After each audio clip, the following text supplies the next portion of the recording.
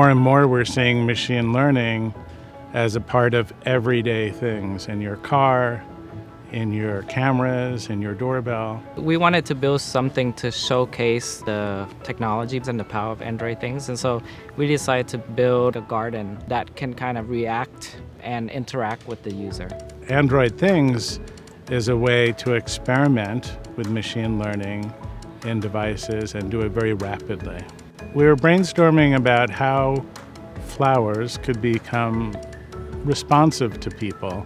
And one of the effects that we see in the natural world is flowers that follow the sun.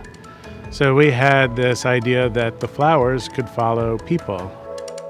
The emotion flower is just basically a smart flower that reacts to a user's facial expressions that will open when you're smiling, or like when you're winking at it, it'll turn shy and close and turn sort of pink. So we added a camera in the head of the flower, and it detected faces, and then the algorithm that did the face detection controlled the motors in the flower body and slowly turned it to face people that were standing there and be a little bit reactive and responsive.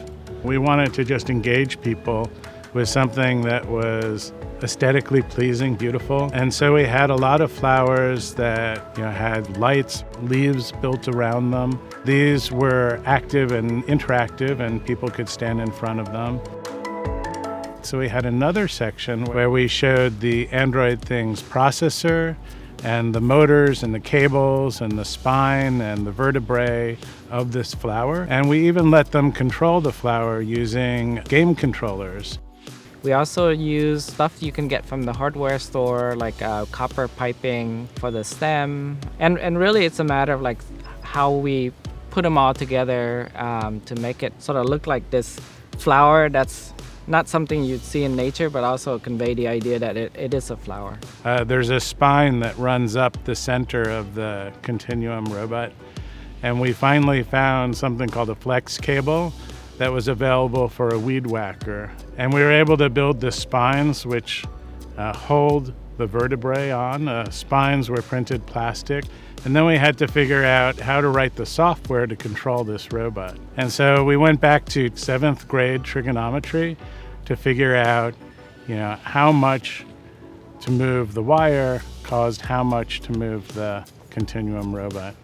What we wanted to do was make it super responsive. If you go up to the cloud and come back, you have a little bit of a lag. And we wanted our flowers to be organic and natural and not to show that lag. And really the whole thing is powered by Android Things, right? And so the idea is you have sensor inputs. In our case, it's just the camera that senses the scene, and then on-device processing. So we started with face recognition software library that Google has. We then were interested in how quickly could we recognize faces in like a video stream. On the Raspberry Pi, we detect that there's a face there, and then there's a neural net that infers your emotion. And so depending on what the emotion is, we change the LED lights or we move the servo motors to kind of close and open the pedals.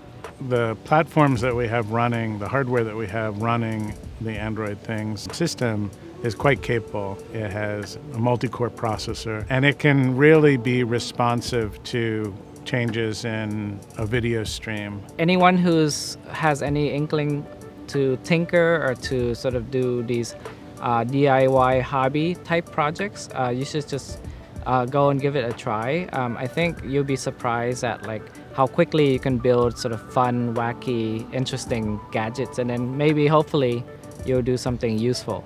We wanted to showcase both the AI and the sort of like robotics-like capabilities, but the idea is to have something that's approachable, not intimidating, but also provide a delightful experience.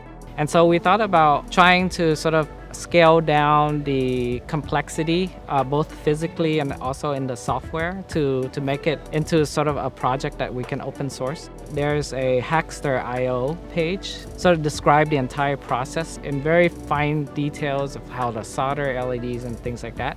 where you can build your own little flower that sits on your desk. We've kind of carried on sort of the work a little bit afterward to make sure that what we've done is available for the community.